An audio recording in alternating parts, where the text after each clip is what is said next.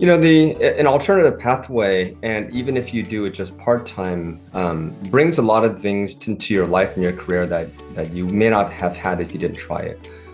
So it brings in new things, and that could be new experiences, just working in, for example, in a population that you haven't treated before, or an age group that you haven't treated.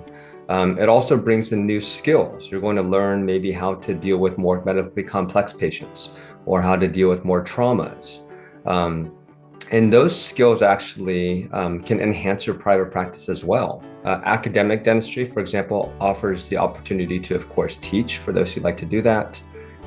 Research opportunities. It's much harder to do research outside of academics, and for those who like research, that's the place to go. Cutting edge technology and techniques, often seeing more complex cases too, is what academics has to offer. And things like academics and community clinics and public health policy, those also offer the opportunity to reach and impact a broader part of the population. Private practice is a great way to treat individual patients with a great level of care. What the other specialties offer, like again, public health and academics, is to reach a number of dentists who will afterwards reach many more dentists, or to create policies that will impact many people in the population. So it does offer that broader reach.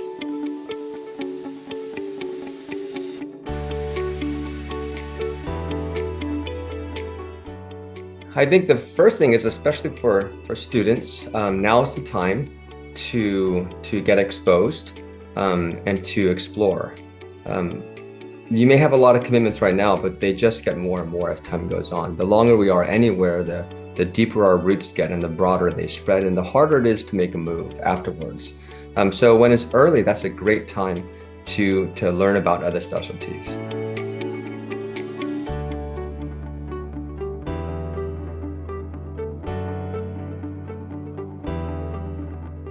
And the way to learn about them is, number one, well, read the issue, read the collection that we have for you. It describes them quite well.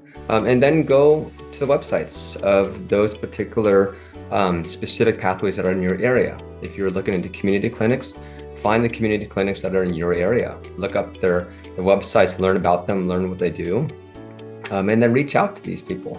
You could reach out to the authors that are listed here. I don't know if they can all reply to all of you, but most of us are very enthusiastic about our fields, and we love to share it with others.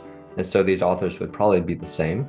And you could also go to those individual websites for the local pathways in your area and find the contacts there, or find them on LinkedIn.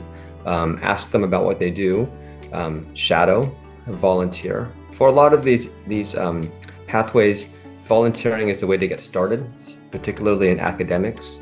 When I was in community clinics, the way to get started was not so much volunteering, but being an on-call dentist, that whenever someone is sick or on vacation, I was available to fill in. And that's how I got exposed to it, and also how they got exposed to me, and that they found that they wanted to hire me on a long-term basis when openings came up.